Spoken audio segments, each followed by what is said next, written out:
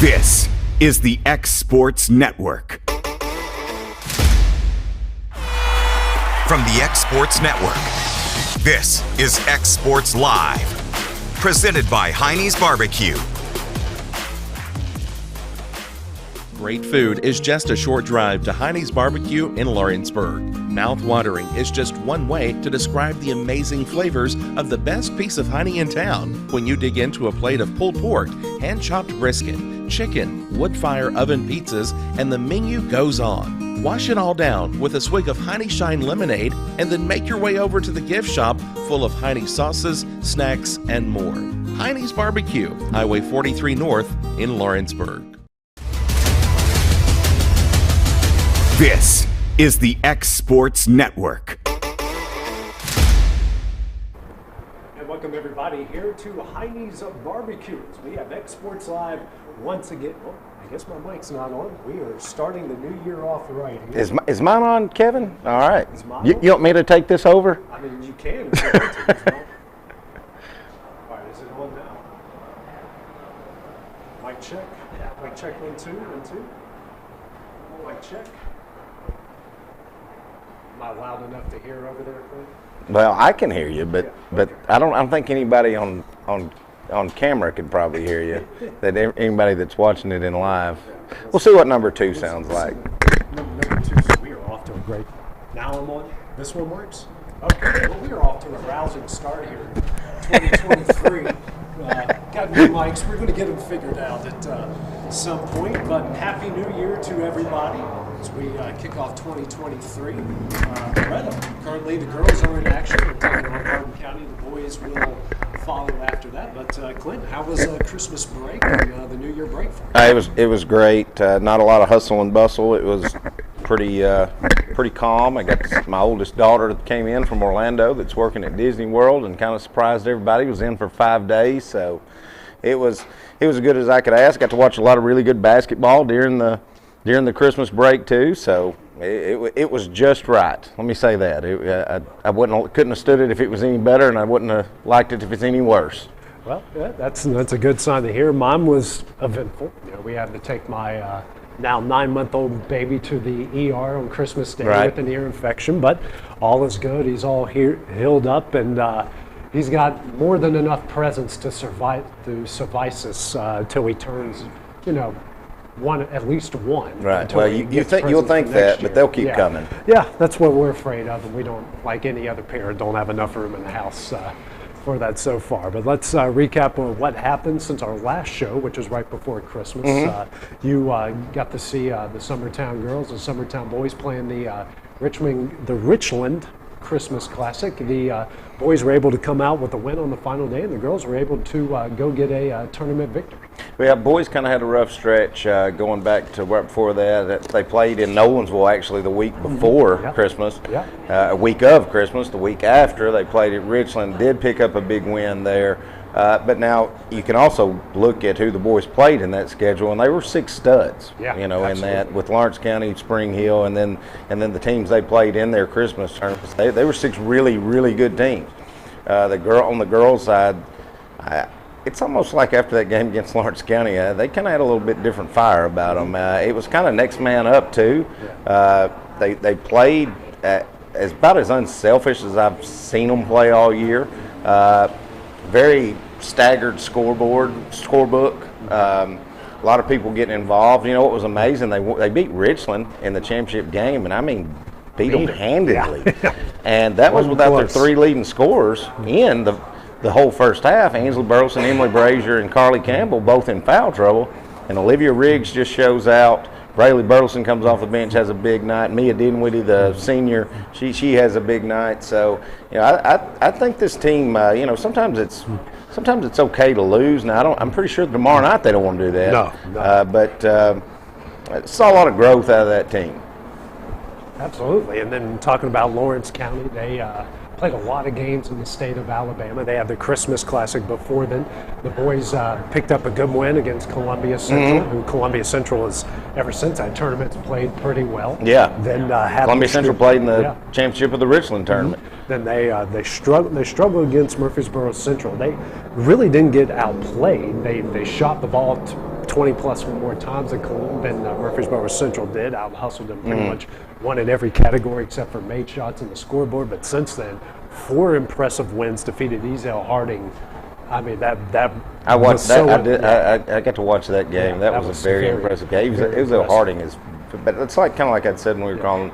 You know, the thing I love about, and we'll get to talk Coach Wilson and his bunch here in a little bit. You know, they can go 5 in, 5 out, and that effort's going to be there. Whoever's on the floor. You know, we talked about this off air. I don't know that it's the best home court advantage tomorrow for Summertown with the with the defensive pressure that Lawrence County likes to put on. And I love Coach Wilson's approach to it. Is he's not so much worried about offense as long as you play defense like we're supposed to, and it lets everything flow a little bit. And you know, you can tell they're a team that like to make that extra pass for somebody else to score. Yeah. And those are teams that are fun to watch. Yeah, and then they picked up 3 impressive wins in Coach Wilson's old stomping grounds of Winfield, Alabama, playing in that beautiful facility as well. And then you look at Loretto, the girls, they're currently no score in the first quarter, just getting going against Hardin County. The boys have won 4 out of the last 5. This is the girls' first game since December 21st. And talking with Coach Rutledge yesterday, she said it was a much-needed break because they needed just to kind of flush whatever happened in 2022 out and get ready for 2023. They were in unfamiliar territory. They lost 5 in a row, and that hadn't happened to a Loretto girls team in 4 years. Lost 5 in a row. They did pick up 2 good wins at Gibson County in that tournament, but 5 losses in a row for a Loretto girls team, that's just, you would think it's a typo. Yeah. And for that to have happened, now again, they were all close losses against good teams, but that hadn't happened in a while. So I'm like Coach Rutledge. Coach Rutledge is a good enough coach too that she's going to take that time. They're going to do a little bonding. They're going to do a little work, get a lot of work in. Yeah. You know, they do play tonight. They also travel to Deschler tomorrow to play Deschler, who's always in the state tournament, state championship talk. Lawrence County native as their head coach. So you know they're going to get some work in before they play Summertown Tuesday night. So I fully expect them to kind of right the ship. And then the boys won 4 out of their last 5, played in the tournament, I believe, after Christmas, and made it all the way to the championship game, defeated some ranked teams along the way, and that group full of nothing but sophomores and freshmen. And Coach Tips told me yesterday this team is starting to find an identity, and they're hoping that clicks during region play. Yeah, they won 2 really good games at Lawrence County. They did lose by 20 to a BGA team. The BGA teams, they're tough. Yeah. Did really, really good in, looks like, where did they play? In Milan. And then that tournament, 1-2, lost 1, and the one loss was to a Vicksburg, Mississippi team. And Vicksburg, Mississippi, I don't know how good that team is. They're one of the top ones but in Mississippi. if they're willing to come 6.5 or 8 hours away from Vicksburg, Mississippi to play, I don't imagine they're coming to lose. Right. So, you know, they picked up, like you said, 4 good wins, and like what Coach Long's doing, playing a lot of young kids, and you know he's kind of got to be like Coach Long is, kind of be licking his chops a little bit on knowing, all right, let's get through this and let's see how far we can go this year. But you got to be looking forward to what you can do later on. Yeah, absolutely. And then looking forward ahead to tomorrow night. You got you mentioned the Loretto girls taking on Deschler. It'd be another challenge for them. And then rivalry renewed once again as Lawrence County heads to the nest. Yeah, it's I would expect. I'm going to tell folks because. You know, Lawrence County did come to Summertown last year, but that's the first time that's happened since, I think, 2016, maybe 2015. If you're planning on being there and watching it in person, you probably need to be there by no later than 5 o'clock and have a ticket because that little gym's going to fill up and it's going to be loud. Yeah. And then speaking college basketball-wise, both North Alabama teams are in action tonight. They're both in the Atlantic Sun Conference play. North Alabama picked up a huge win over Christmas break when they went to Ole Miss, defeated Ole Miss, and then they started off against league play against a very tough Jacksonville State team, defeated them on the road, which, you know, Jacksonville State's big, physical, and athletic. Even though they lost to Bellarmine, who's the defending league champions, only lost to them by a couple possessions, actually had the lead late in that game. They're currently in action right now at Lipscomb. That's a team that, if they can beat Ole Miss on the road and do it in the fashion they can, we might be talking March basketball about North Alabama here in a couple months. Yeah, that's a lot of excitement. You know, when Stanley was here, was it our last show? Yeah, it was our last show. We were kind of talking about, new football coach Yeah, and what to they expect. just announced their commissioner today, who's Oliver Luck, Right. who used to be the commissioner of the XFL, and someone I know somewhat personally is a former athletic director at West Virginia when I was covering West Virginia back in the day. So, yeah, that league is not only a possibility now, it looks like it's going to happen. Well, and it looks like, as we talk, how involved is Florence going to get in? And it looks like everything I'm reading in Times Daily, they're going all board on football, basketball. Yeah. Football, basketball, looks like they're going all in, and they're finding money. Yeah. You know what I mean? Yeah, well, there's money there to had, and they're going to have to spend it. They're Yeah. going to go to FBS, and they're going to even to get to a level to say where MTSU is, which is where they want to be Right. at when they start off. You know, you got to the old saying goes, to make money you got to spend money. That's right. And that's what UNA is going to have to do. Quick update: you got Loretto actually leading Hardin County. Looks like 8-6. Or 8-0. It's kind of hard to tell because Right. I've got the closed caption over Gotcha. the scoreboard right now. But they're leading right now in the first quarter. Girls play now, have the boys playing later. Both North Alabama teams in action, also both UT Southern teams in action as well. Coming up next, we'll have the Lawrence County boys. See how they're getting ready for Summertown tomorrow night and getting ready for district play. That's coming up in a couple minutes. Great food is just a short drive to Heinie's BBQ in Lawrenceburg. Mouth-watering is just one way to describe the amazing flavors of the best piece of Hinie in town. When you dig into a plate of pulled pork, hand-chopped brisket, chicken, wood-fire oven pizzas, and the menu goes on. Wash it all down with a swig of Hinie Shine lemonade, and then make your way over to the gift shop full of Hinie sauces, snacks, and more. Heinie's BBQ, Highway 43 North in Lawrenceburg.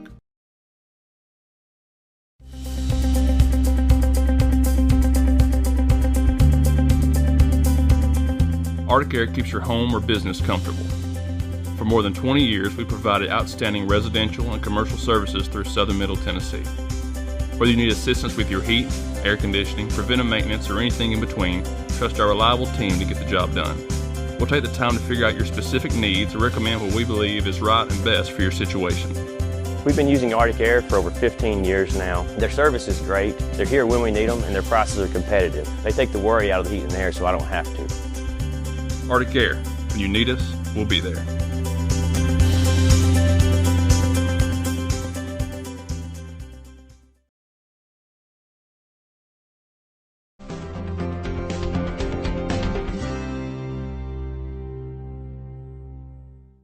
Got a dent, a ding, a scratch, or a bent fender? Major or minor, Car Country Collision Center in Leoma can fix you up. Car Country works with all insurance carriers, gives free estimates, can work on foreign and domestic vehicles, and has experience you can trust. They've been in business since 1990. Unfortunately, accidents happen, but you can get your car back on the road with as little hassle as possible with the help of Car Country. Call 931-852-4708 or stop by at 2567 Highway 43 South in Leoma. Introducing Cloud9 Fiber to Lawrenceburg. We take great pride in being the only locally owned and operated internet company within Lawrenceburg and Lawrence County. We're now offering up to gigabit services with plans starting at $50 per month. Surf the internet with blazing fast speeds and reliability, all while keeping your investment within Lawrence County. For more information, visit cloud9fiber.com to request for us to build your area next. I'm Mike Keith. Let Elliott Johnson Insurance find the auto owner's policy that makes a difference in your life. Call Elliott Johnson Insurance at one of their 3 locations, Florence, Loretto, and Lawrenceburg. Elliott Johnson Insurance, moving forward for our clients every day. For decades, First Class Charter has provided high-quality motor coach transportation services to the Tennessee Valley. With numerous safety and cleanliness accreditations, First Class Charter is ready to make your group trip a reality. Contact us today by visiting firstclasscharter.net. First Class Charter, the official motor coach company of the North Alabama Lions.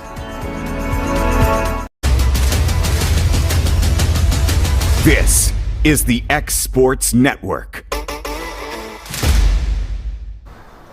And back here on xSports Live, joined by the Lawrence County boys, we got head coach Joe Wilson, Logan Boswell, Luke Maddox making his return, and obviously looks like the cafeteria workers did not poison his food after His Epic ran here a few weeks ago, and coming off pretty good success. You guys pulled off 4 straight wins, all by 30 points or more, and just all 3. How well do you guys think you're playing right now? Well, the teams that we're playing, they're not bad teams. They're really solid, fundamentally sound teams. But we're clicking. I mean, we're still not shooting the ball very well. We're on defense. We're really rotating, getting into our spots, being in the right place at the right time. Logan's been playing good defense with it. We're on the front lines, and just Coach Wilson saying the right things to us and getting us motivated before the games and keeping us in good spirits throughout the game. Logan? I think for us, our defense is our best offense. So as long as we can keep our defense up, maybe we'll post numbers like that every night. Yeah. Coach? Yeah, I mean that's the last, I guess, 4 games. You know, defensively, I feel like we've played as well as we could to that point, and you know that's going to be kind of the whole thing for us. Is it? I mean, when we played the first game at Winfield, I didn't know it by watching the game, but we were 3 out of 21 on threes, but you never knew it because we created a lot of stuff. You know, with our defense, we got more transition stuff. So, you know, that's what we try to do, and you know, play at the pace that we want to play. And we've done a really good job of, like they said, being in position, being where we're supposed to be, doing what we're supposed to be doing, and letting our defense be our best offense. You mentioned about the defense. You guys have, I think you've forced at least 15 turnovers in every game this season, and you're averaging 12, 15 points off of those turnovers. And like you guys mentioned, when you guys are getting the turnovers going, I mean, it's almost like a train you can't stop that's going downhill at 70 miles an hour. Just talk about your all's tenacity on defense and how that just fuels everything else you do. Right. Well, being in the right place at the right time, like Coach said. I mean, if one person's out of the mix, it just shuts everything down. Well, you just gotta be spot on with where you're at and keeping your eyes peeled and keeping your man in your sight. Logan, when me and him are on the front, Logan will jump up and steal one and go lay it in. Then we'll stay out. We won't get past half court for another 30 seconds. It's just like we're just keeping them on one side and making them turn it over, making them do what they don't want to do. Logan? Like he said, we all got to be in the right position. But if we're not in the right position, we just got to go 100% anyways, and to fight and get back into our position. Like if someone leans or like rushes the ball, then everybody else got to know to rotate to the next man. So it's a whole team effort. Coach, I've been meaning to ask you. You've got this fun, open philosophy as far as basketball. Where did that start with you, and how did you come up with that? And what were your influences to kind of have the style of play that you have? Well, when I played in high school, my high school coach, and he was big on. Of course, we didn't have the 3-point line back then. I know, ladies, y'all are thinking, "Wow, he looks 35," but you know, I'm slightly older. We didn't have the 3-point line, but he liked to push and get the ball to the floor. Now, I hope he's not watching. He wasn't. It's not that he didn't teach defense. Defense was not his main thing, but shooting the basketball, was. And then just watching basketball, and John Wooden used to say, the game of basketball was meant to be played quick, but not in a hurry. And it is. It's a transition game, and where I finally decided to do what we do. When I was coaching girls at Winfield, my first year, we won the county tournament in a thrilling 22-20 double overtime game that I promised I would never. I'd rather lose, 72-70 than watch a 22-20 double overtime game. And so we just decided from then on, that's how we were going to play. And you watch other folks. Kentucky does a little bit of it. Alabama now, that's their bread and butter. But the thing I like about it, and we're in the money-making business. I mean, who are we kidding? We've got to make money, and people want to watch that kind of basketball. Now, if you're just slinging it all over the gym and not playing any defense, they're not going to watch that. But if they see you really getting after it and playing hard and committed to the team, people like that. They want to come see that, and it's a fun style to watch. It's a fun style to coach, and with And I want our kids, if they want to play underwater polo and we got it, they need to play it. But by the same token, that means they also need to work at it, which limits what we can do basketball-wise. And defense is strictly effort, heart, and you got to learn a little bit about positioning, but that's it. Offense is about timing and execution, and it takes a lot of practice to do that. And then everybody's got to remember the plays and the way we do. I mean, we've got some kids somebody may be a 1, Logan may be a point guard one time, and he's a 4 the next, and he could be a 3 and a 2. Well, if you're running plays, all those things change, and you got to expect kids to remember it, and they know what to do, but then to be able to do it like that, it makes it tough. So the way we try to play, for the most part, you don't have to remember a lot of things. I mean, we want to drive and kick, pass and cut. That's our main thing that we do. It's no secret. But if you'll do it and you go hard, you get the other team on their heels and they're playing the way you want to play, and that's how we practice. I mean, we practice hard every day, and you know, when kids play pickup basketball, I think we talked about this before, they're not going to run Princeton or flex or anything like that. There's not going to be a lot of passing and screening away. There's going to be driving, kick, pass, and cut. And so I just like watching that, and I think the kids enjoy playing it. You can play more kids when you do that, so that's kind of why we've adopted, you know, that style of play. That's why we do what we do. What's the funniest thing you guys have ever heard him say? He was pretty funny last time he was here, but what's the one thing you guys can think of that he has said that has just cracked you guys up so bad that you can say without there being like a board hearing or anything? Yeah, we don't have a bleep involved, so no delay. I don't even know. I can't think of one off the top of my head. It ain't the funniest, but this is one that came in my head. Like, we're bad about fouling when we're pressing, and really pressing.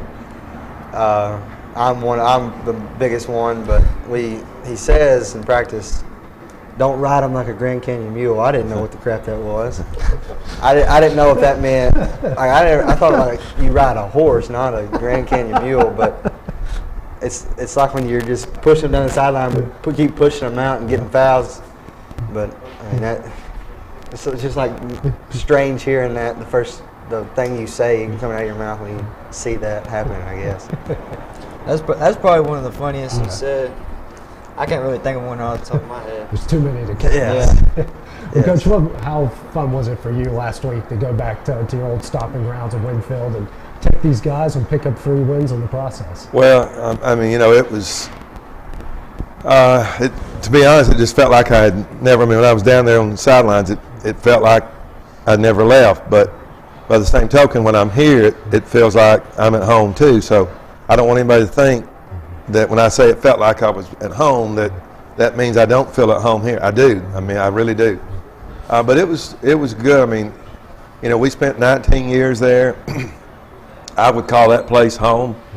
At one time, I hated it. It was my number one goal was to beat a team that played, you know, coach a team that beat Winfield, and I did it over 100 times. And somebody said, oh, my word, who did you coach? I coached Winfield. I mean, I infiltrated from within and you know, worked my way from within. But it was great to be there because I, you know, talk a lot about these guys. The boys coach at Winfield, he played for me, and so we talked a lot of times just about basketball and life, and I've talked about, you know, my teams, and they've watched us play, and you know, they've heard me talk about them, and to have as many folks that came and watched, and then to hear them say what they said about us. I mean, I had 2 referees tell me, I wish we could call every one of y'all's games, and there was one of them that I told you, the girl I just went nuts on. She's one of them. I can hear you from up there.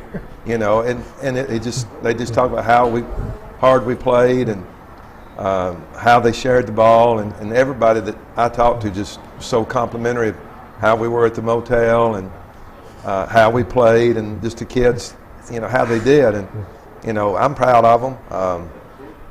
You know, as I've told them, gotta be allowed. You know, we started playing this way because I came in, that's what we did, but they didn't have to buy in, and they have, and that says a lot for them and their raising and the kind of kids they are. And it was just, you know, it was good to go there and be able to play well.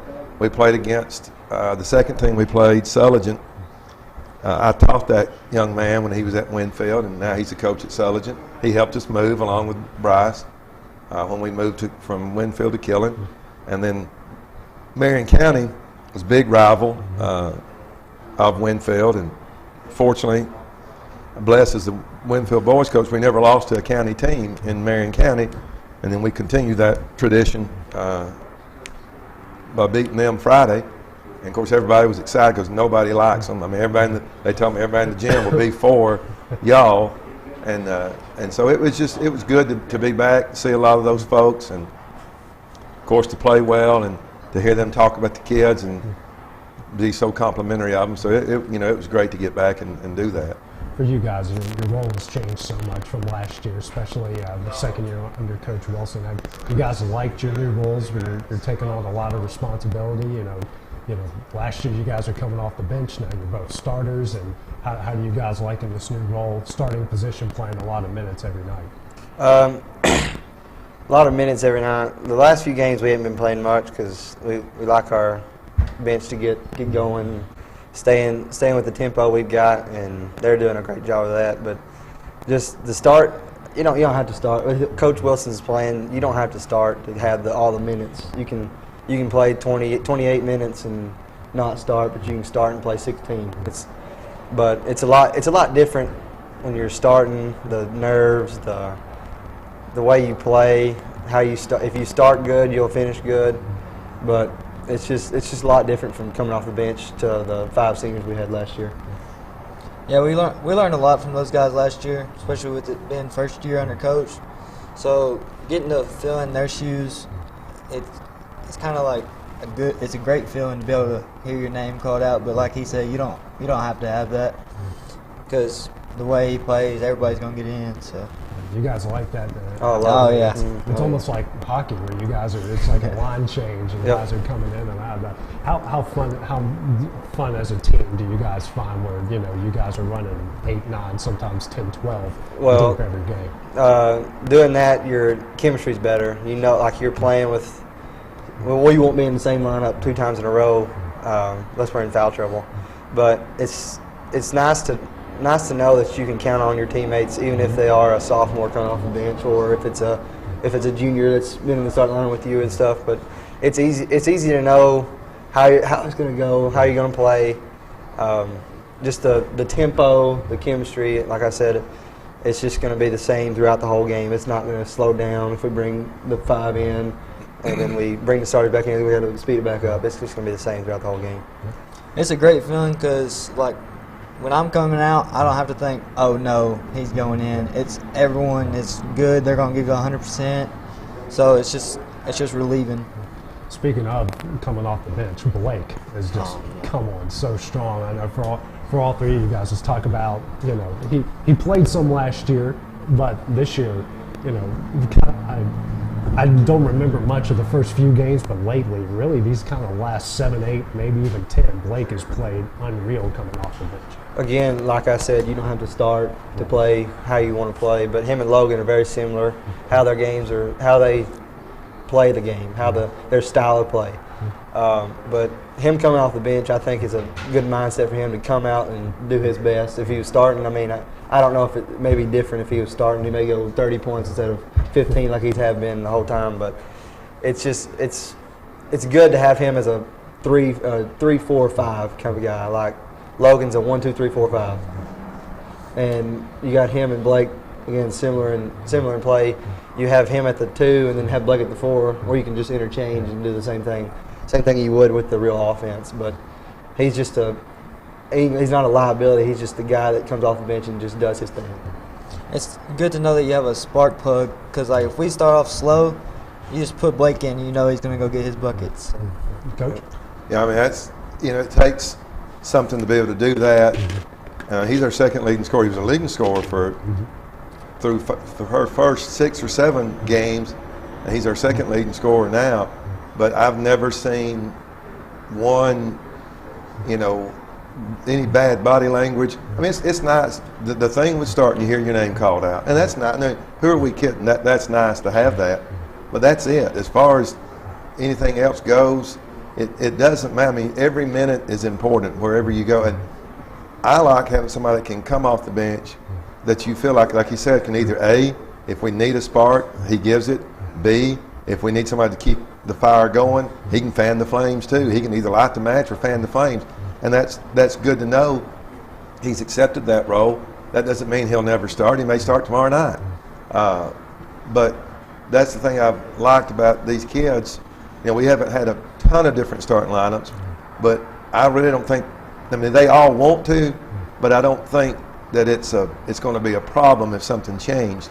And you got to have that because it truly doesn't matter. And I know some folks, it does. I mean, back in my day, you played 5 starters, might play the 6th man just to rotate in with everybody else. That was it. I mean, that was it. Because my junior year, I started the first game I ever played in, played awful, and then I played about 2 minutes a game for the next 20 games, and then boom, I was back in the starting lineup. I'm not hating, but that was kind of tough to go from playing 20, 25 minutes to 1 or 2 minutes a game. And, you know, we don't do that. And so, but he's accepted that role and has done an incredible job with it. You know, I'm proud of all of them and how they've done and accepted the role and shared the basketball. I mean, we've got 4 kids averaging double figures, and at one time we had 6. So I mean, it's just, you like to have that chemistry, and that's what I think really helps us do what we do. Finally, you guys got a couple games up. You got tomorrow night, Summertown. You got Fairview and the Shoals Christian tournament, or Showcase Classic, whatever it's called, coming up on Saturday. How important are these 2 games, knowing that the most important time of the year, the district schedule's coming up starting on Tuesday? The rivalry is always great, but it's just a game to get us ready for Tuesday against Page. Page is our biggest rival in the district, I feel like, because they're the reigning champs. They're the team that got picked to win. But again, so it'd be great to beat Summertown again. But again, the Saturday is just going to be a game to run our stuff, run our press, keep the same energy, keep the flow going, and just play as good as we can leading up to Page. These next 2 games are important for our momentum, just to keep momentum going, because everything before district is just to get you ready for district. So just to have that momentum, that winning mentality going into district will be good for us. Coach? I mean, I'd say the same thing they do. I mean, when I say it's a practice, I don't want somebody to take that the wrong way.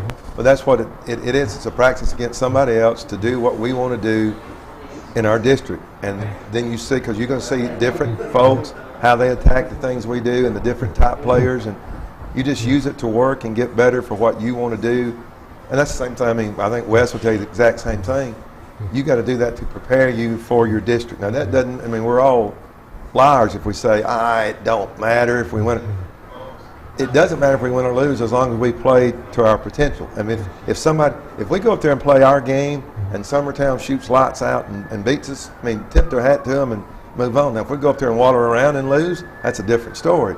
And I think he would feel the same way. He wants to see his kids run their stuff and do their thing to the best of their abilities. That's what you use these games to get ready, you know, for the district. And that's what we're going to try to do. One thing before we go, I do want to point out the game with Columbia. Okay, when it was 74-73 and we had the ball, there was 0.5 seconds on the clock.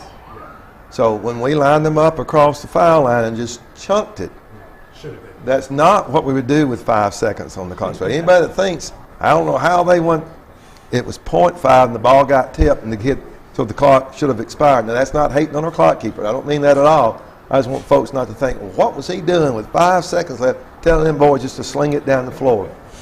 You know, and that was a heck of a game there too, and, you know, a great finish. But like I said, we're just trying to get ready for our district. We're not looking ahead to district, but everybody knows that's what you play for, and you use this time to get ready.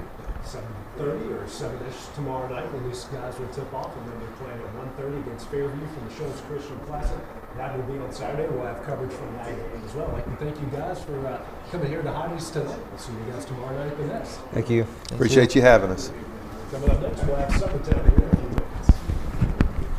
Great food is just a short drive to Hinie's BBQ in Lawrenceburg. Mouth-watering is just one way to describe the amazing flavors of the best piece of Hinie in town. When you dig into a plate of pulled pork, hand-chopped brisket, chicken, wood-fire oven pizzas, and the menu goes on. Wash it all down with a swig of Hinie Shine lemonade and then make your way over to the gift shop full of Hinie sauces, snacks, and more. Hinie's BBQ, Highway 43 North in Lawrenceburg. Employee Resources Credit Union is an easy solution to banking, offering a personal, simple, yet modern way to bank. When you bank with ERCU, you are a shareholder, meaning you own a piece of the pie. And we make it easy with the convenience of digital banking, with service you won't find at another financial institution, including low to zero fees and incredible rates. We have the technology you need with the personal service you deserve, right here in your own neighborhood. Employee Resources Credit Union, not for profit, for service. Flooring sets the tone throughout your home. For flooring that makes the right first impression, start by choosing us, Floored by Justin. A one-stop flooring destination. Our new location stands alone for unequaled customer service and selection. Owner Justin Story's mastery of custom hardwood inlays means every room can have a custom look. Discover how the right choice of hardwood, laminate, carpet, or tile can set the tone in your home. Contact Floored by Justin today.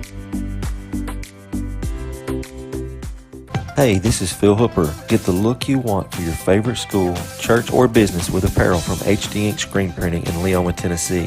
Got a logo you need embroidered or screen printed? Let HD Ink give you the professional look that sets the bar in today's world. We do fundraisers and custom designed apparel and so much more. Call today, 931-201-2961, or come see us at our new shop located at 26 Ingram Road in Leoma. Remember, HD Ink for the look you want and the look you deserve. Whether it's popcorn, biscuits, or automotive, you need the right ingredients to achieve the best results. Heritage Automotive is proud to serve our community with a continually growing inventory. We also help our community grow by contributing to a vibrant economy, which helps build schools. I'm Keith Durham, and I'm the General Manager here at Heritage Automotive, and it's my job to make sure that you're 100% satisfied. Heritage Automotive, your hometown Chevy, Buick, and GMC dealer.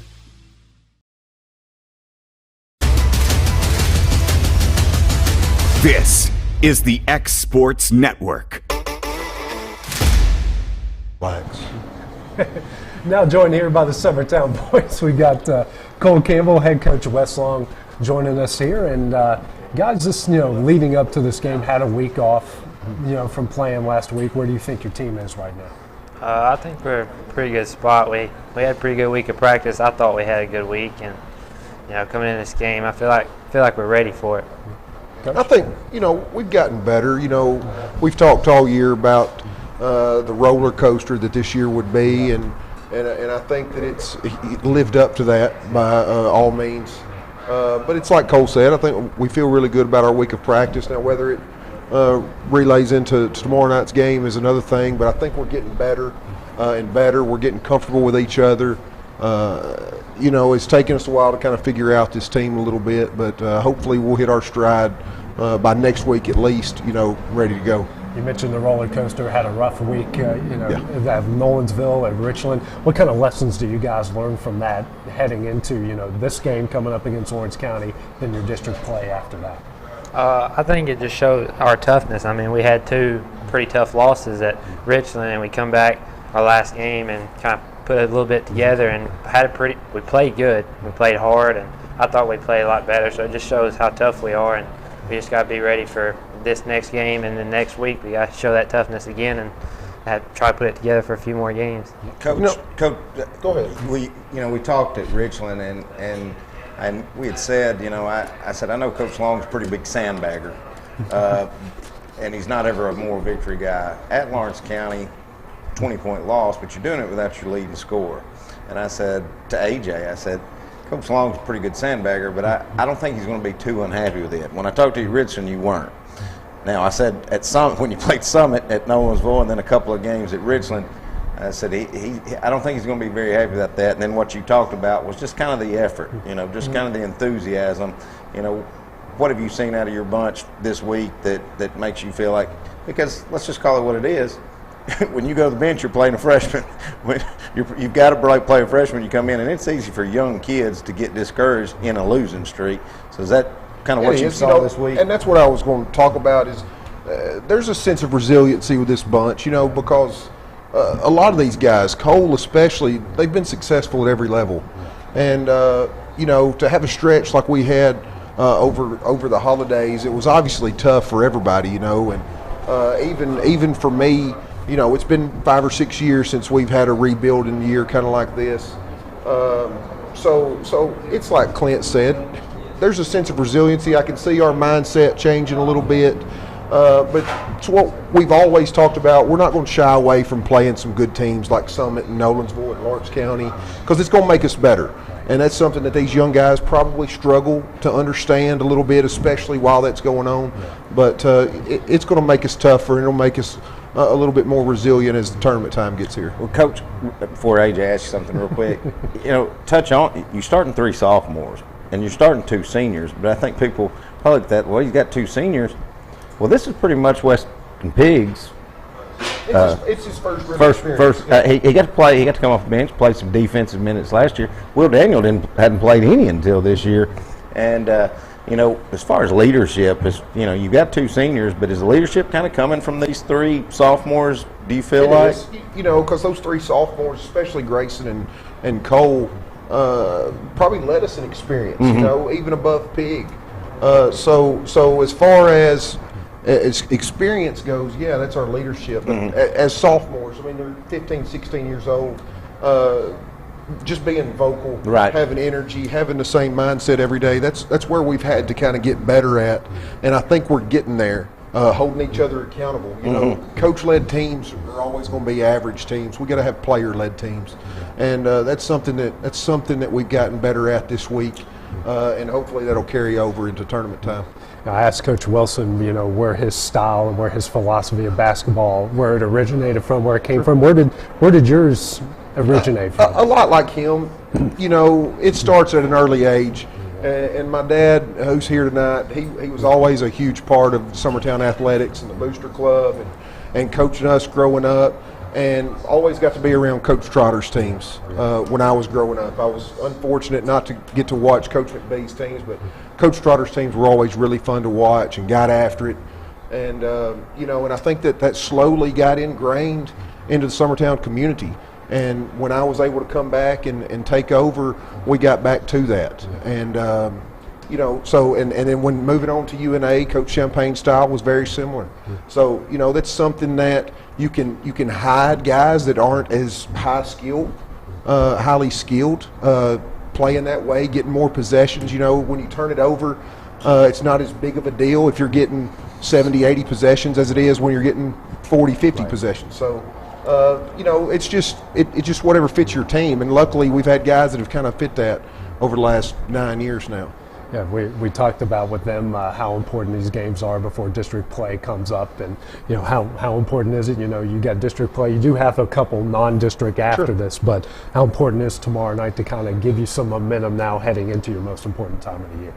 It's pretty important because they're a real good team, and just playing good teams like that gets you ready for when you get in big games like district tournament and these district games and stuff. Just having been able to play teams like that, it really pushes you forward to be able to perform in the big district games too. Just the speed in which they play, the speed of the game, having to handle it against their pressure, making other guys handle it than just the main 3 or 4 guys we play. That's experience in and of itself, getting ready for tournament time, not to mention the atmosphere that that's going to be tomorrow night. It's going to be the best in the state. So all of those things are positives if we allow them to be, going into district play. Yeah, how excited are you guys? You're going to be playing in a packed gym tomorrow night. It's going to be at your gym, one of the few home games you guys have an opportunity for, but it's going to be packed. It's going to be half blue, half purple. So that's got to be fun and exciting for you guys. Oh yeah, so that gym is so small you can feel all the emotions and everything in there. So it's going to be a real fun atmosphere to play in tomorrow. Yeah. Oh, he said it best. You can just feel the vibrations in the gym, the people stomping, clapping. It's going to be fun. Like Cole said, it's one of our only 7 home games this year. So hopefully we can, put on a good show for our home crowd. And our biggest thing is just competing, and that's where we've been inconsistent this year is our effort. And if they're not ready to play for a game like tomorrow night, then, probably not going to be ready to play for many this year.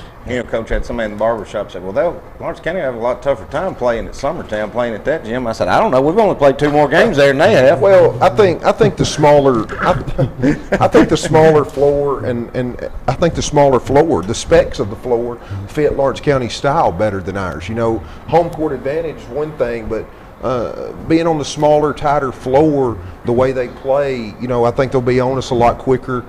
We don't have as much room to navigate their traps and presses. So I think that could just as easily play into their hands as us shooting the ball better at our place. So, we'll see how it goes. And I want to give another shout out, Mr. Brian Long. Can our camera turn all the way around there? It's fine. But Brian, AJ, you should have been here in the years where Wes's dad, Brian, had to set the bench with him, especially those first few years. He just had a hold of that back of that shirt. And when it was time to calm down, come here, sit down. And it was really good. But he's retired to the stat keeper extraordinaire now. Yeah, and I've had him confused for his brother, his brother is the principal at Kaufman, and my wife's boss, and they were at Coffee County, right? They were playing Murfreesboro Central, and they go, why is your principal keeping stats for Summertown? And she goes, that's his brother. But actually, it was him that day. It was him that day, so I wasn't too far off. But Wes, what's I know you've been here for a while, so you're not a rookie head coach when it comes to this. But what's it been like just having your alma mater and coaching them? And it's Dad, coming out of UNA when I was offered the job, we were torn as far as we wanted to be here and be home, but I remember Dad saying, "Look, you can only go home once," kind of thing, and I hope I'm here to stay. But it's nice being at home in front of the people that you grew up around and getting to coach guys like this, that grew up watching us and playing with Nick's older brother. There's nothing like that. It comes with some negative aspects of it too, just being around people that you grew up with. But having years like last year really make it all worth it as far as carrying your own weight and continuing the traditions that guys before you set. And that's what you want to do. Coach, we were talking off air about that 2018 year and what a fun year that was when you made it to sub-state that year. But talk about, and AJ, you would have loved, it's a shame we weren't doing this and didn't have you in 2018 to cover the region tournament at Lawrence County High School. What a men's Final Four, because you had all 4 teams were Collinwood, Wayne County, Loretta, Summertown, and they were 4 of the best single A. all the bleachers for that. They were about 4 of the best single A teams you'd find in the state. Loretta goes on and wins the state championship that year, but I would have put all 4 of them up against any single A team you could find in the state. Man, that was such a great basketball tournament to watch. You got back-to-back rivalry games. You got Lawrence County tomorrow night, then you go to Loretta on Tuesday. It's almost like it's not all in the same week, but you're playing them in a week span. How fun is this going to be with back-to-back rivals, especially one kicking off district play? It's going to be fun, have this game tomorrow and get it over with. And we got another real big game. It may even be bigger than tomorrow night's game, it being in the district. So it's going to be a lot of fun and just ready to play it. It's another year of Lawrence County wide basketball being Summertown, Loretta, and Lawrence County. Kids in this county are uber competitive. It's natural rivalries, and I think that's why in all sports in this county have been so successful. Is success breeds success, and just show up and compete and see how it goes. Yeah. Well, I'd like to thank you guys for stopping by. Good luck tomorrow night, and we'll be seeing a lot of you guys with all of their games going to be on the xSports Network throughout your district schedule. And remember, everybody, if you want a seat in that place, about 5 o'clock, wouldn't you say? JV girls, 4:30. Better get there. Yeah, that's true. There's a JV game before that, so you better if you can't be there to get a ticket, you better line one up somewhere. Well, Thank you. All right, well, coming up, we got Trip Weigel, the owner here at Hinie's BBQ. He's going to be showing you some of the food here on the menu, some tasty treats coming up next.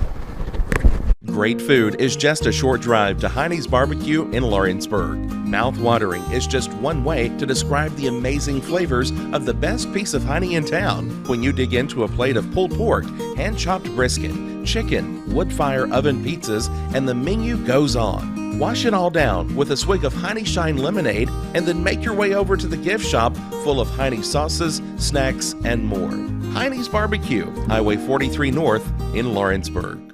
Are you looking for the perfect refrigerator? What about a new stove or washer or dryer?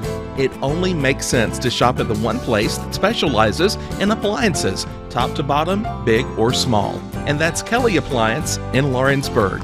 Kelly Appliance is home to all major name brands, including LG. LG makes life good with a full selection of refrigerators, cooking appliances, dishwashers, microwaves, and more, including appliances made right here in Tennessee.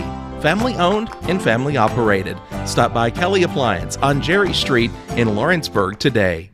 Like you, our roots are in Lawrence County, providing banking for every stage of life since 1934. Lawrenceburg Federal Bank has been not just your bank, but also your friend, helping you with home loans, consumer and auto loans, and your everyday personal banking needs.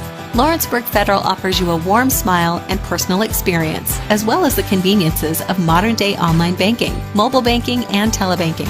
Lawrenceburg Federal Bank, your neighbor and friend, located at 118 West Gain Street, next to the courthouse.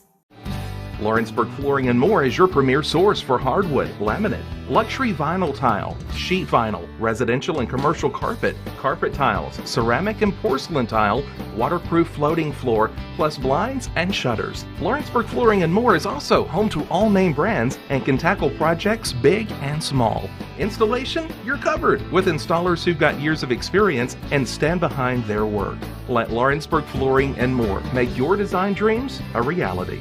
2760 Highway 43 North, or visit LawrenceburgFlooringandMore.com. Whether you're looking to spruce up the interior or exterior of your home or business, trust Lawrenceburg Glass to provide a one-of-a-kind product. From windows to mirrors, shower doors, custom framing, storefront installations, and everything in between, Lawrenceburg Glass takes pride in our quality craftsmanship and strong attention to detail. With us, your customer experience always exceeds expectations. We're reliable, on time, and we deliver stunning results. Lawrenceburg Glass. Our passion is reflected in our work. This is the xSports Network.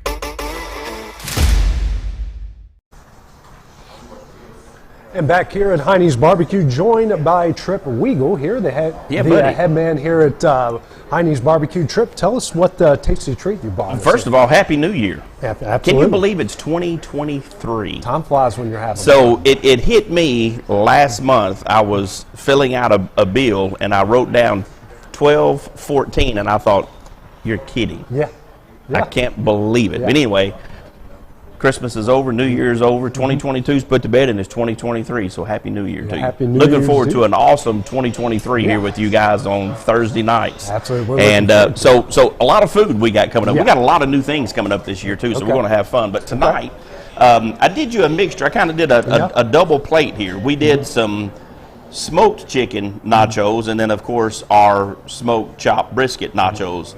On the chicken, I did our signature Hinie liquor sauce. Yeah. And, of course, we say Hinie liquor. There's no alcohol in it. It's right. just, that's kind of an honor of my dad. My dad used to have a liquor store a long time ago, and his name was Hinie. Okay. So he made that. That was his actual recipe of the barbecue sauce. Okay. Funny thing, I think I may have told you this, but he never cooked a pork butt. He never cooked a brisket. But he did chicken and tenderloin and that type of stuff. But his thing was the barbecue sauce, and we still use that recipe today. So we put that barbecue sauce on that. But then on the brisket, we did our sriracha bourbon sauce, and of course it's got the good white Mexican queso on there. And the chips, we deep fry those in-house. Okay. So we kind of take the long road to it, but you deep fry the chips, you use the good cheese, you slow smoke the meat, you do the good stuff, homemade the barbecue sauce. It makes for some awesome nachos. Now, your brisket is my favorite thing on the menu. It's good stuff. I know we were just talking about one of those gentlemen just snagged a chip. He said he had the brisket pizza night, and he was like, let me try them nachos. So he snuck one of those over there, and it's good. They're It really is good. rich, stuff. It's good. Tell me how you make the brisket. So the brisket, like this brisket that we're eating here, actually started yesterday, Wednesday morning at 6 a.m. Okay. I've got a pit master that comes in. Actually started before that. It started the night before with us trimming them. Okay. So we take a whole packer brisket. It has the flat and the point, and we trim it down so it's more aerodynamic. It's more even all the way across. Because when you're looking at a brisket, I'll bring a brisket out here one night and we'll look at that. But just real quick, the flat part of the brisket is real thin and the point gets real high. Right. And the problem is getting it to cook even and not drying this part out, but getting this part done. Yeah. So what we have to do is we have to trim off the top part of that point. The bad news is that's where the really, really good meat is. The point is the real flavorful, like your filet mignon type meat. But that's what we use for our smash burger grind. So we take that and trim those briskets up daily. And then in the morning, we take all those trimmings and we run them through the grinder and we ball up our little smash burger patty. So that's what makes the incredible smash burgers that we do. So that gets trimmed up like tonight. He's trimming briskets for in the morning to put on the smoker. My guy will come in at 6 a.m. in the morning, load the hickory up in the smoker, season those briskets up, put them in, and they will come off sometime in the night, early morning tomorrow. Or the following day, and then that morning around 10 or 11 o'clock, we get them out of the warmer. They need to rest for 4, 5, or 6 hours. So it's a long, long process. They're trimmed up the night before. They go on at 6 a.m. They smoke until 2 or 3. They get wrapped in peach paper in the middle of the day. After about 6 to 8 hours, they'll get wrapped in peach paper, finish cooking to their temperature. Then they get wrapped up in a plastic wrap and put in a proofing cabinet. And that lets all those juices settle back in and just keep a real good moist brisket. So the next day, we're cutting into it. So it's a long process to do the brisket, but it pays off. When you bite into it, you're like, wow, that's good. I mean, it's unreal. It's my and favorite our seasoning for it, we make it in-house. I've got my own little seasoning room back here. Quick story on that. I'm a seasoned fanatic. Anytime we go out of town, I go to every barbecue store there is, and you pick up seasonings and barbecue sauces. And Gina used to get on to me. Every time I come back home, I'm putting more stuff in the cabinet. And she was like, I do not have any room in the cabinet for any more seasoning, any more barbecue sauce. But when I built the restaurant, I made my own little room in the back. It's locked. It's my room. And that's where I blend all the spices for everything. So I've got a special spice I do for the chicken that we smoke. I got a special spice that I mix up for the briskets that we do, some for the ribs, just one for everything we do. We blend all of our seasonings in-house along with making our barbecue sauces. And it's secret. That way no so one the knows. door's locked. I'm the only one here that knows how to do that. Okay. The only problem with that is that keeps me busy. All the time. So I may have to share that with somebody one day. Kind of like Colonel Sanders, recipe's supposed to be locked up, or Coke. Coke, yeah, exactly. We're not that big yet, but still keep it a secret. Well, I got a smoker over Christmas. My wife got me a electric smoker. And I've made chicken wings and ribs.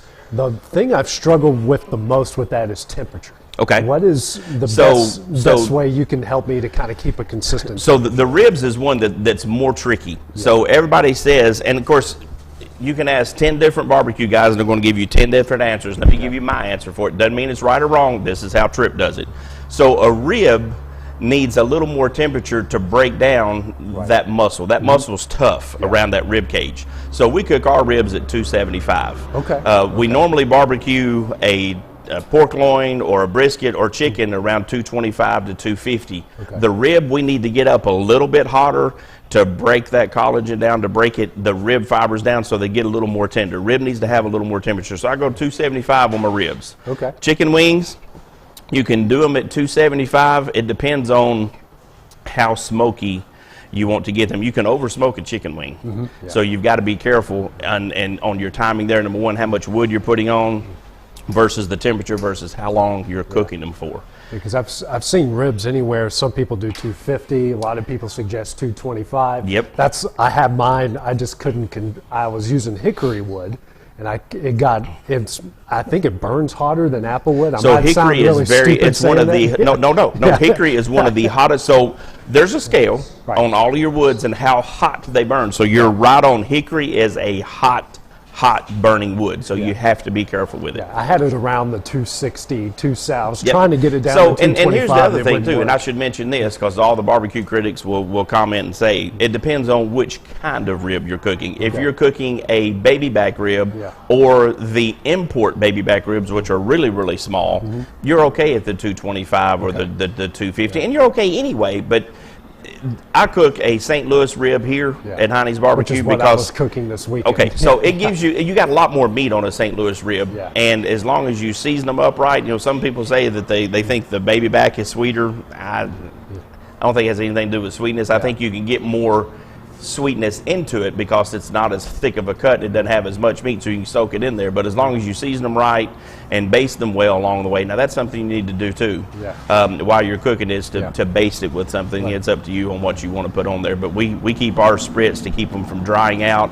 A lot of people wrap their ribs. I've seen that, We do not. We do not wrap our ribs. We do not boil our ribs prior to cooking them. So it's all in the method on how you want to do it. Yeah, I basted, so I'm glad I'm doing something right with. They tasted great. There you go. That's the main thing. Tasted great. They came off the rib. They came off the bone just fine. My wife loved them. She might be just lying you to me. You make mama happy. Yeah, you're good. But she could be just telling you to tell. So but as long as you make mama happy, you're grand. She loved the wings, and I even did. So some did you do a smoked hot pork. wing or just a barbecue wing? We did. Well, they came pre-seasoned from Costco. Okay, so you're not sure how you did. Okay, not sure how you did that. They tasted. It was like garlic seasoned. Okay, so okay. it was kind of So it was- spicy a little bit, okay. but they came out. The flats came out perfect. Some of the drumsticks were. Some were bigger than the others, Sure. obviously. So the bigger ones didn't come out as right, but the smaller and that's ones tricky were cooked. when you're dealing with the two different deals, the flapper and the drumstick. They're a little tricky. But they came out well, and I even did smoked corn on the cob, which was Now was you're talking. Real, yeah, I it was cannot really wait. good. I cannot wait for fresh corn to come in. Yeah. Because we're going to have some fun with that this Yeah. spring or this middle summer when corn comes out. Man, it's going to be fun. I know we're past the holiday season. You guys had some specials, some certain things going on during the holidays. Now we're Sorry in I the missed you guys. Your last two shows, we were out on caterings, and I'm sorry I missed you Oh, guys. it's all But good. hey, it was That means it you're was busy, a, which it was is a a good busy thing. time during Christmas and Thanksgiving for all the caterings and everything we had to do. But I'm glad to get back on here with you guys, and we've got a lot of crazy things we want to bring out in the coming months out here. What kind of specials and stuff are going to be going on here? In the So month of January? I know one thing everybody keeps asking about. We did gumbo a while back, and we're going to have gumbo again in the morning. So a lot of people have been asking about that. It's supposed to get a little colder tonight. Ben, you can let us know how cold it's supposed to get. But going to be a little chilly in the morning, so we're going to bring the gumbo back out tomorrow, and it's really good. Before long, I'm going to start the bone-in wings, and I'm going to introduce those out here one night with you guys. And then next week, it's just trying to find time. You're so busy in here with a normal day-to-day, you don't have extra help to throw around to do this stuff. But Levi told me he's not flying with Air Evac next week, so we are going to practice once again with our house-made jalapeno cheddar sausages. So if we get that done before next Thursday night, we're looking forward I to will that. have That you sounds some great. house-made jalapeno cheddar sausages out here. And dude, we've made them several times, but it's time to start rolling them out for the public to get to sample and taste. And man, they're good. They're time-consuming. Because we do everything in-house. We grind the brisket down. We grind the pork down. We mix up our own seasonings. We stuff the casings here. We cold smoke them here, and then we grill. We do it all. But let me tell you, when you put that, so we do a high temp cheddar cheese, so it stays in a block. It doesn't just melt away. So when you bite into that, you get that good snap off that casing, and then you can actually see the chunk of cheese in there. Oh man, making me hungry. You're making me hungry. We may have to go back there and make some here in a minute. Absolutely. But no, it takes a while to do that. But Trip, I appreciate it, man. Thanks for Absolutely. letting us do the show here and bringing out this tasty sure, y'all can enjoy some of that during the break, and that way you're not eating on the camera. Yeah, there we go. All right. Appreciate it. Coming up, Clint and I are going to talk a little college football and everything that went down in Tennessee's big win against Clemson, plus the college football semifinals as well. Great food is just a short drive to Heinie's Barbecue in Lawrenceburg. Mouth-watering is just one way to describe the amazing flavors of the best piece of Hinie in town when you dig into a plate of pulled pork, hand-chopped brisket, chicken, wood-fire oven pizzas, and the menu goes on. Wash it all down with a swig of Hinie Shine lemonade and then make your way over to the gift shop full of Hinie sauces, snacks, and more. Hinie's BBQ, Highway 43 North in Lawrenceburg. What really matters during the ball game? We all want to win. Sometimes we'll lose. But at the end of the day, what really matters is holiness, isn't it? In Leviticus 11 and verse 44, God says, "You be holy, for I am holy." To keep oneself unspotted from the world, James 1 and verse 27, or to be that living sacrifice that is holy and acceptable to God, Romans 12 and verse 1. Are you being that?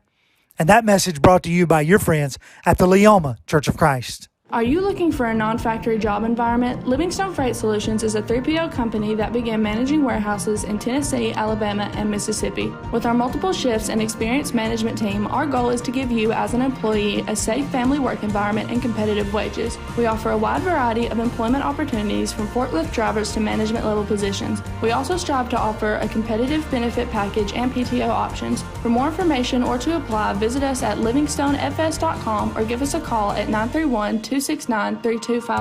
Being raised in Tennessee, we believe in the importance of family and community.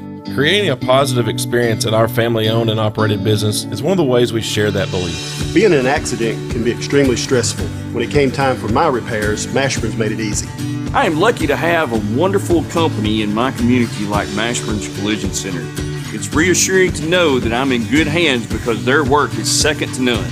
We pride ourselves that the Mashburn name is one of the most trusted in Lawrence County since 1981. Mashburn's Collision Center. Let our family take care of yours. McMaster's Home Gallery, where you'll always get a special price every day. Shop their new showroom full of name brand furniture, sofas, recliners, dining and bedroom suites, Serta bedding, lots of tables and chairs just to match your decor. McMaster's Home Gallery also has GE appliances. Stop by on Highway 43 in Loretto or call 853-6140. This is the xSports Network. And back here at Hinie's BBQ, Clint joining me again, and a little update from over at Loretto. Just went final. The Lady Mustangs defeated Hardin County 72-32. So a little rough start for the Lady Mustangs, but poured it on there late. So they get back in the win column and got a big game tomorrow night against Deschel. And that's really good, too, for Coach Rutledge. With what she lost last year, I think she's been okay and kind of had a lot of trust in her starting five. Right. But in games like those, you get to go to your bench late, and you get to get some kids some minutes because she's got a young bunch after her starting five. And so those are games you like to have before you start district play if you're Coach Rutledge. What do you think about these nachos? I'll be honest with you. I'm hoping Kevin doesn't want to take this home because I'm going to take them home.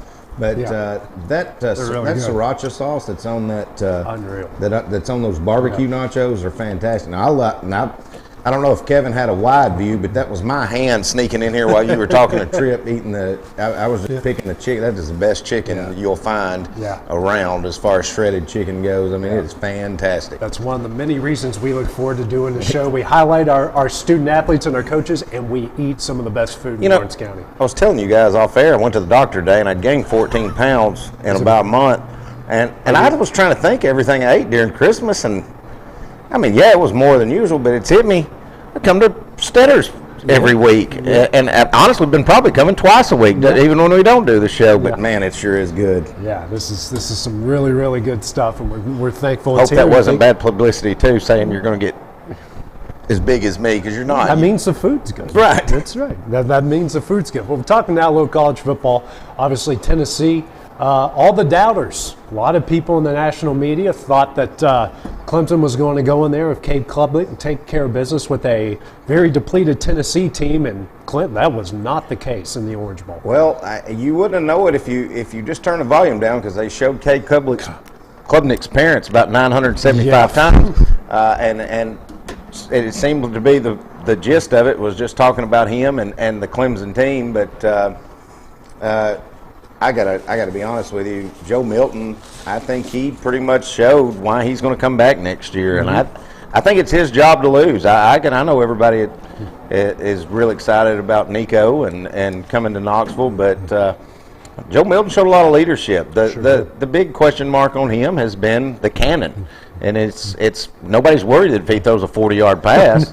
It's if he needs to throw a 14-yard touch pass. But he had those the other night. Yeah. And I thought the play calling for Tennessee was pretty vanilla, to be honest with you. They had a lot of 3 and outs. They did. But when it came time to come up with a big drive or a big play, the running game looked great. Joe Milton looked great. But, that Tennessee defense, I think you're starting to see that if you're Tennessee fans, you may have to eat a little crow. I don't know that our defense coordinator is as bad as what we've made him out to be. No.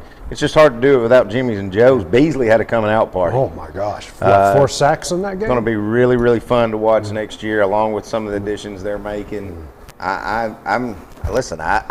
It'll be hard to top what Tennessee did this year, but I think next year is not going to be a drop-off like people were expecting. Yeah, and Dabo and Clemson, they're not like in the Orange Bowl. I was there the first time Dabo and Clemson went to the Orange Bowl back in the what was the 2012 Orange Bowl, and they took on West Virginia. Right. And they beat them 70-33. I tell people all the time, that's the one game I've never seen anything like it. 2 teams at that level, Big East champion versus the ACC champion, and see a game get out of hand like it did. Geno Smith, Tavon Austin, and they had Sammy Watkins, Taj Boyd, countless NFL guys on that team, and West Virginia just rolled by them. So Dabo's probably not a big fan of Miami. Well, have you kept up with the tracking order of the pack of hamburgers that the Tennessee fans sent to Dabo?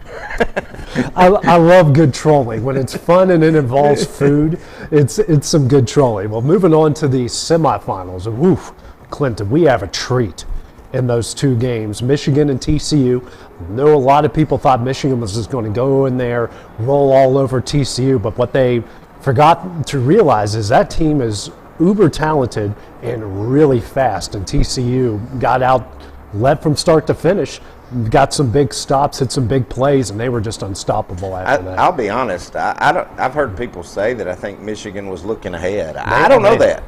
I don't know that they were looking ahead. I don't know that TCU just wasn't more ready to play a football game. Right.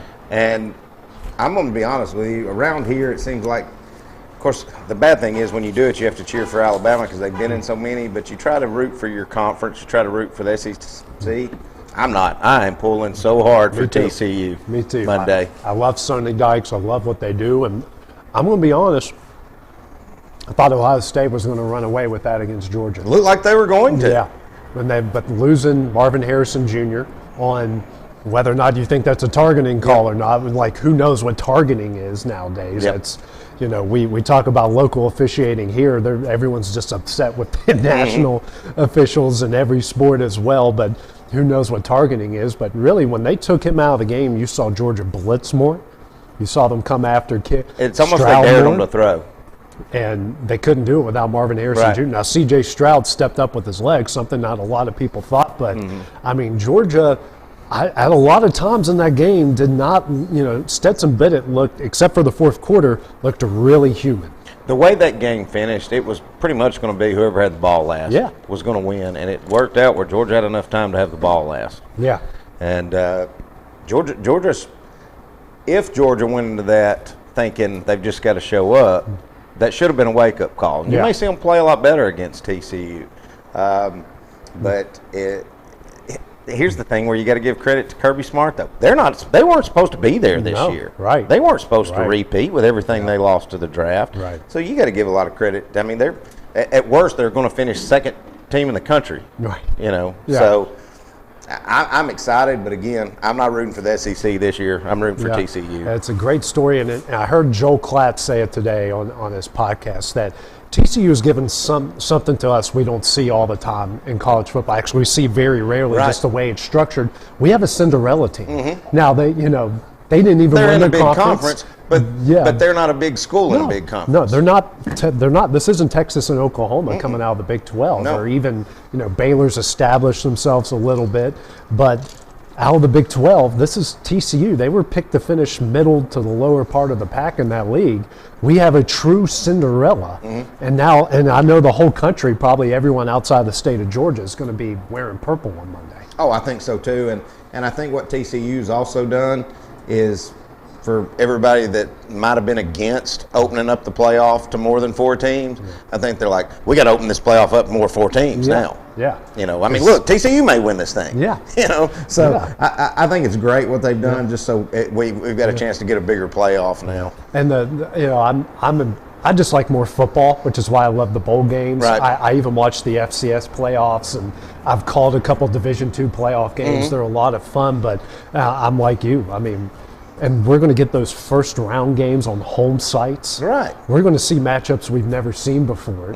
You know, I mean, shoot, if Michigan's got to host a home game in December, can you imagine, say, a SoCal team or one of the teams from the SEC having to go up to Michigan and potentially play in snow in December? But it would be so much more exciting than a game. Yeah. You know, look how many kids set out for Tennessee the other day just because it wasn't a playoff game. Yeah. And I mean, that's the Orange Bowl, and you got kids. So if you're in a playoff, I think it's going to make the bowl games mean a lot more. They're going to be a lot more exciting to watch too. And I think sponsorships are going to be a lot bigger for them. You know, so I think it's all about the money. Yeah, all about the money in college sports. Well, Clinton talked about the trivia question. Yeah. Got a new one for you. Now this one's a little bit closer than the last time. So, what is the men's college basketball team with the most wins that has not won a national championship? Men's college basketball team with most wins that has never won I have the top 5 written down that haven't won a national. Is Tennessee one of them? No, they're not one of them. Huh. Not in the top 5. Okay. Well, I mean, I know they're one that's never won a national championship in basketball, but I thought they might be in the top 5.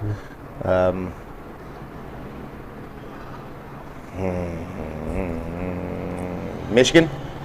Nope, not one of them. They've won a national championship. Oh, have they? Right before, I don't really remember a lot of Michigan basketball. 19 Fab Five, but I know they haven't won one since.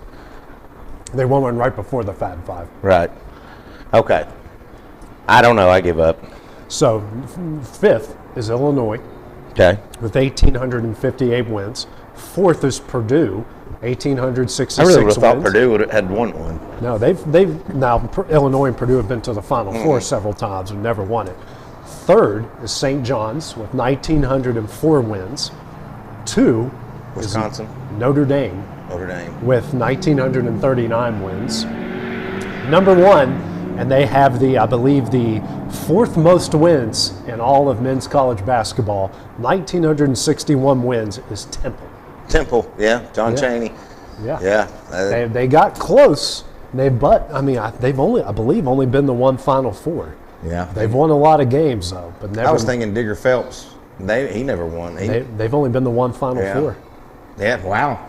That's amazing that those teams with that many wins have never won one. Yeah.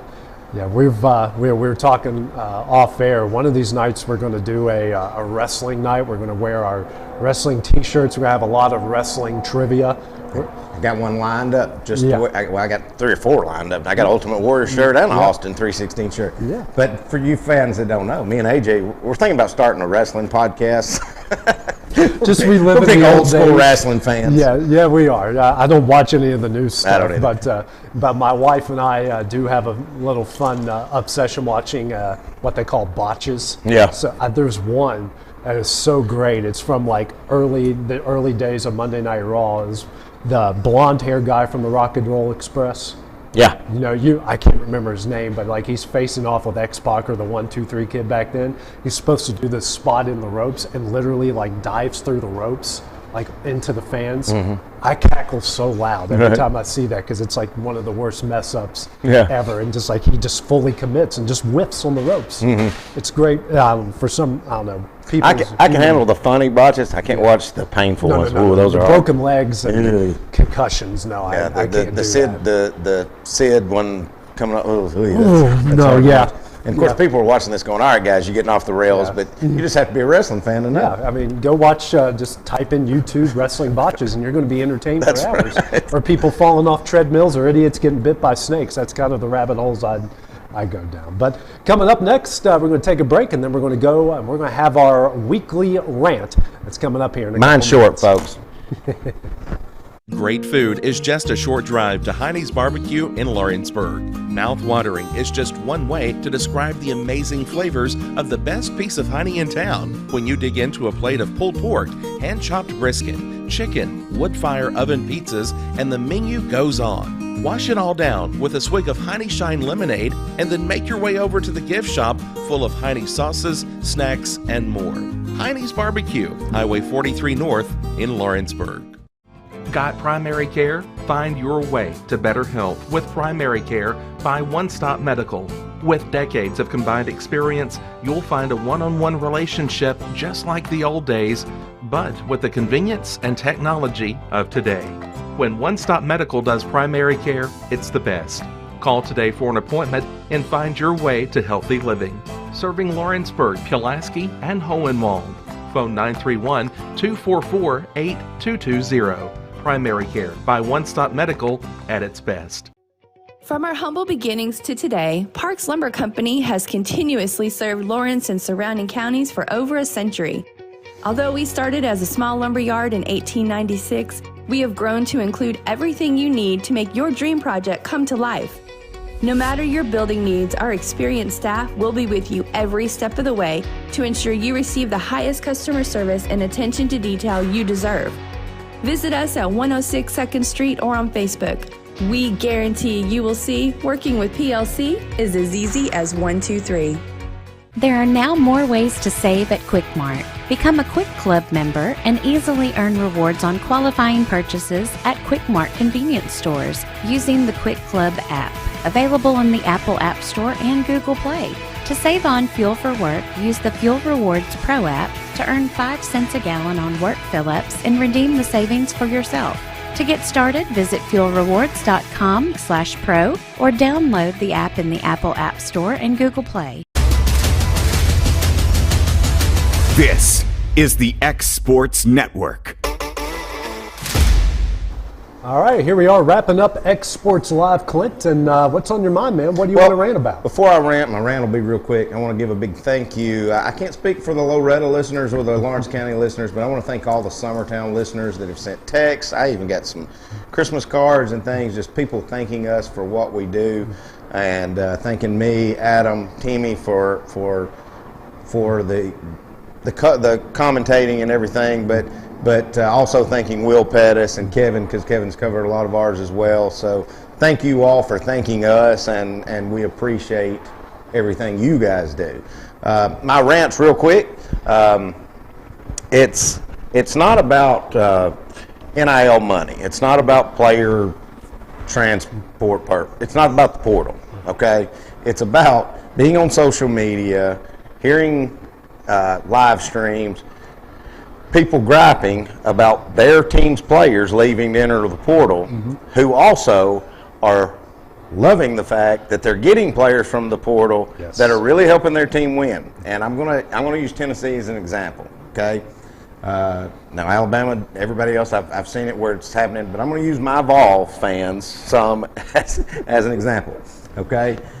We've had a few players that have entered the portal. And honestly, I think the few that have for Tennessee are ones that probably just saw they were kind of out on the outside looking out with what's coming in, what's returning.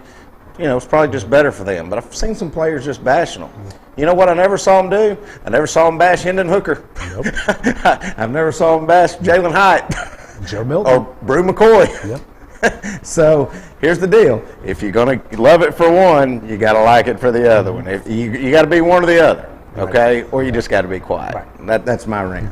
It's a necessary evil. The transfer portal is turning into. It's kind of I don't want to say it is the best of both worlds. Yeah. You lose your best guys, but you get someone else's best guys that come in. And sometimes you get some diamonds in the rough you didn't even know were there.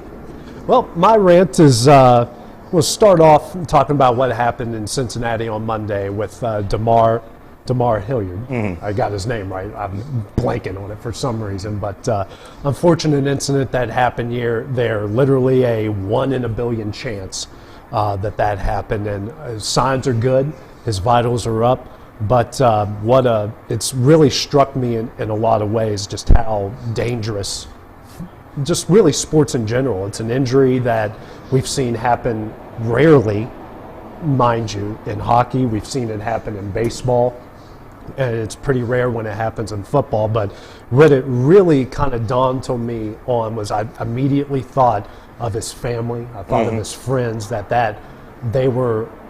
I wasn't watching it live, but I was keeping up with the updates. I was in UNA at the time, and just thinking, wow, everyone could be watching this guy die. They could be watching his life go away. You saw how emotional the Bills were. You saw how emotional the Bengals were, and there really was no right way to handle that, even though the NFL eventually got to that and the teams got to that. But what it really kind of dawned on me is in life, Clint, we really worry about a lot of stupid things. Oh, yeah. We really do. We argue over a lot of stupid things. For some reason, it brought to mind all the people that have lost friends, that have lost family members, don't keep in contact with them over politics. Absolutely. Over because whether they did or didn't vote for Trump or did or didn't vote for Obama. Right. And, I've worked in TV news for 18 years, and, I don't vote. And there's a reason behind that, because I know way too many politicians. Right. I know what they are on camera. I know the way they off camera, and sometimes it's having trouble trusting them. But, life is too short to have stupid arguments, to lose family members, to lose friends over just dumb stuff. Whether, we don't lose them over who they like in football. We lose them over dumb arguments. And life is too short for that. So what this situation has really dawned on me is to hug your family members, to enjoy every moment that you have with your friends, that you have with your family, that these guys have on the court that we're going to have tomorrow night. Yep. And, Cade Schultz's situation has certainly brought that up to me as well, that it could, that great game that he had against Giles County might be the last time he ever touches a basketball. Might be the last time he gets an opportunity. We hope that's not the case. We pray that's not the case. But really, at the end of the day, Cade's alive. Cade is going to thrive in whatever situation he's going to be. Same with DeMar with the Buffalo Bills. Whether he plays football again or not is irrelevant. The fact that he's alive. So enjoy every moment. Don't worry about money. Go to Disney World. Eat that last piece of cheesecake like I'm going to do when I get home. I'm going to run it off in the morning anyways. So I'm going to do everything except run it off in the morning. You're going to run it. So just enjoy life, because it's too short. If you get in an argument, resolve it. Say you're sorry. Move on. Life is too short for just dumb, pointless arguments. Have as many people a part of your life as possible. Joke around, smile, have fun, have a drink in moderation, I might add. Definitely don't get behind the wheel. I'm not, advocating for that. Right. But just enjoy life, because as we saw on Monday night, one small hit and a 1 in a billion chance can end it, possibly. Yep. So life is too short to argue over dumb things. And a big shout out to a lot of NFL teams that are paying a lot of not the teams, the fans. The fans. And it's as you said, it sucks sometimes that it takes a tragedy or something real scary to bring people together. Absolutely. And I do want to brag on another thought of mine that happened while watching this, is how Lawrence County has rallied around Cade. The whole county. And it was immediate. And, I know the rivalries are deep. There's some underlying hatred there, but there's also a massive amount of respect. And the county has jumped up from day one with Cade's situation, with all the prayers and all the tributes and everything that they've done. And it's awesome to know that I live in a county that not only, like you've said a lot of times, I'm going to root for Lawrence County as long as they're not playing Summertown. That's right. And we feel the same way about Loretto. We feel the same way about Lawrence County, Summertown. They all root for each other. It'd take a special kid like Cade Schultz to make Summertown people wear blue and Loretto people to wear. Summertown people to wear purple and Loretto people to wear purple. So it's a special place to live. The people here are great, and it didn't take a Cade situation, for me to realize that, but it only highlights that even more, the love everyone has for each other. No matter what happens, Cade, whatever outcome Cade has, he's going to be the best at it he can. Absolutely. And again, we're still praying for him, just like we're praying for DeMar. So that's right. For Clint Brazier, for our producer extraordinaire Kevin Wright, I'm AJ Good. Have a great evening. We'll see you guys tomorrow night from the Nest.